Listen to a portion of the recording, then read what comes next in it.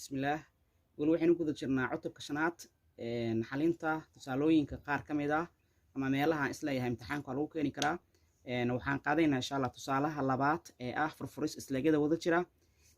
marka laga shaqeeyo isleegyada wada jira waxaan isticmaali doonaa habka isku jaridda.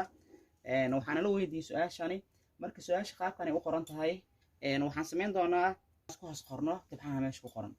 waxaan isku hoos qoraynaa tibxahan qaybta koowaad waxaan haystaa afar xa balaas lix ya inay la eg tahay 32 intaas waa qaybta koowaad.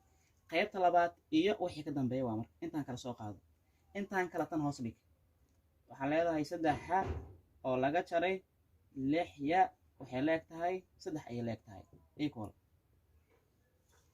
kadib waxaan sameynayaa inaan isla egtani inaan isla bixiyo isla egta qiimaha ya.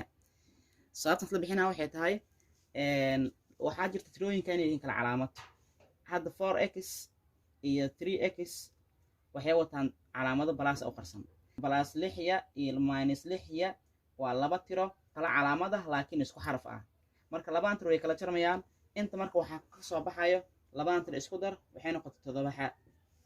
waa marka la isku daro 4 xa oo lagu daray 3 xa waxaa ka soo baxay 7 equal. waxay la eg tahay waxaa wada jarmi doono ama meesha ka bixi doono labadaan tiro labaan tiro baabi maadaama ay yihiin laba tiro kala calaamad ah. isku dar 32 ku dar 3 35 soo baxday.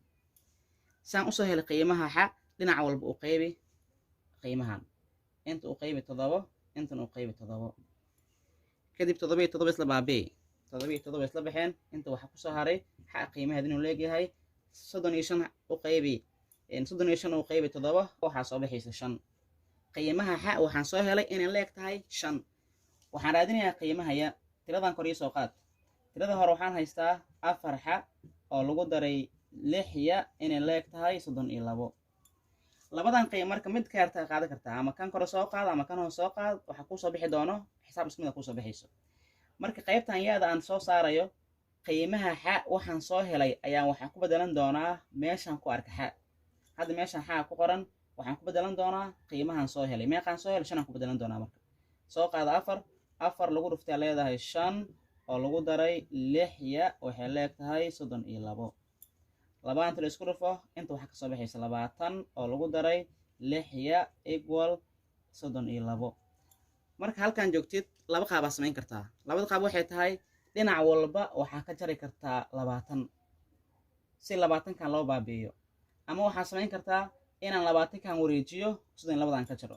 marka qaabka ugu fudud aan rabaa inaan ku sheego qaabka ugu fududna waxay tahay inaan tan aan wareejiyo. tan haddii aan wareejiyo waxay noqonaysaa tan soo qaad 6 ya waxay la eg tahay 32 inta wuxuu ku joogaa plus marka wareegana waxay noqonaysaa minus 32 laga jaro 20. soo qaada tiradan 6 ya waxay la eg tahay 32 haddii aan ka jaro 20 waxaa soo baxay 12. saan u soo saaro marka qiimaha ya dhinac walba waxaan u qaybinayaa 6 u qaybi qaybtan 6 u qaybi qaybtan 6 u qaybi 6 iyo 6 iska tuur. qiimaha ya waxay la eg tahay 12 6 u qaybi inta waxaa soo harayo 2. marka qiimaha yaana waxaan soo helay 2 qiimaha xaana waxaan soo helay 5.